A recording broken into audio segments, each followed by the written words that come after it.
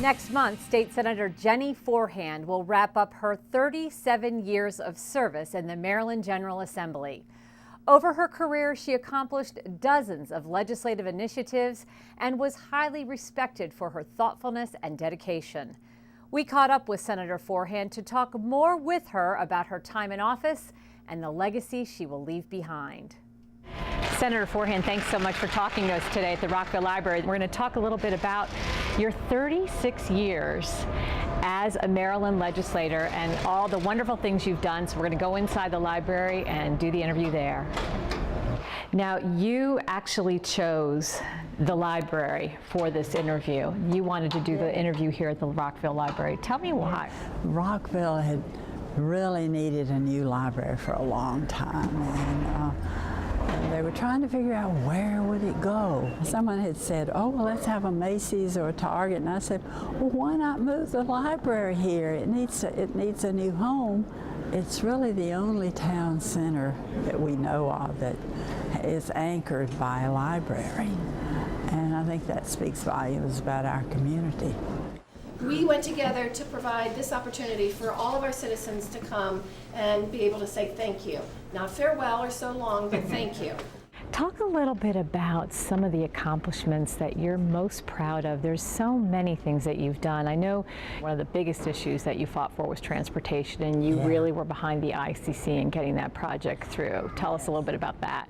Well, the idea for the ICC came up, and so I wound up trying to be a real advocate for that. And all the NIMBYs were out there. People who lived nearby did not want it. Good morning. Did you ever think this day would come? We were hoping it wouldn't. No. And but you know, here we have it today, and it's wonderful. And I wish it didn't have to have tolls. That was not in the original plan. Really pleased that I played a kind of a major role in getting that approved. And recently, one of the things that I know that you brought to the attention of lawmakers is the issue of human trafficking. What are you looking to do here? It's a terrible thing. And it's going on right here in some of our hotels right here in Rockville. And so I wound up passing legislation and making much more severe penalties, because prior to that it was just a slap on the wrist. On behalf of the City of Rockville, we'd like to present you with a key to the city.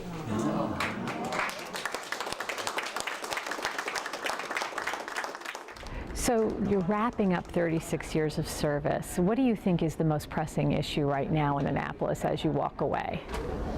Well, I think the funding is always something that's really important. We don't want the taxes to have to get any better. I think transportation is a lot better. It can improve even more, particularly public transportation. I want the Corridor Cities Transitway built. I think that's something our community needs here. Longtime serving member of the Maryland House of Delegates and the Maryland State Senate, Jennie Forehand. And from when you started to today, Montgomery County is not the same county that it was. And has that been challenging through the years to adapt to all the different needs and wants? Yes, and particularly in Annapolis, because those of us from Montgomery County are just looked upon as being like on another planet. And in some respects, we are. I'll tell you, one of the things that really was, I was involved in, and people have made jokes of it and laughed, and I laughed with them, but one of the first things I did, there was an ashtray on every desk, and I went around and gathered them up and hid them all underneath the radiators. I did it because my father had died of lung cancer, and he never smoked, but he worked in a room with people that did.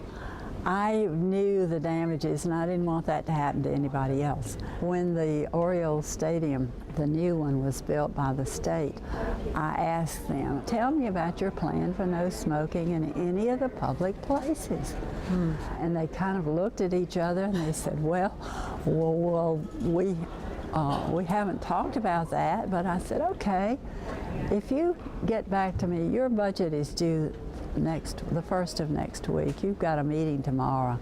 you get back and tell me that you have passed this bill, that you will have no smoking in any of the public areas, and I promise you we'll pass your budget as is. And they did. If you have one piece of advice to leave with your colleagues as you leave your position as senator, what would it be?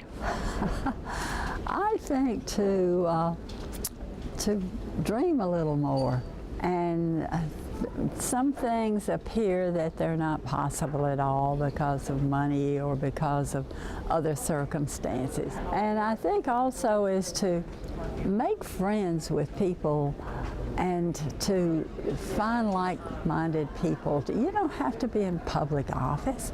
Find a legislator or someone in public life that you can communicate with and share your ideas.